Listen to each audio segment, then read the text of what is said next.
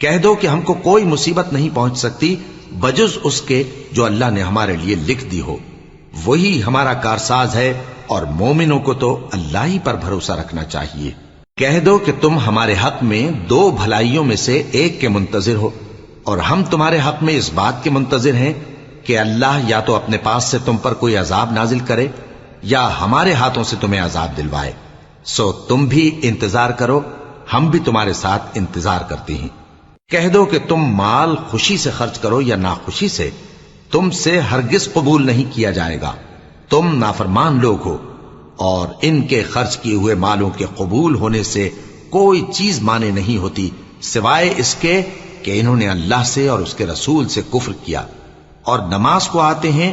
تو سست و کاہل ہو کر، اور خرچ کرتے ہیں تو ناخوشی سے، بس تم ان کے مال اور اولاد سے تعجب نہ کرنا۔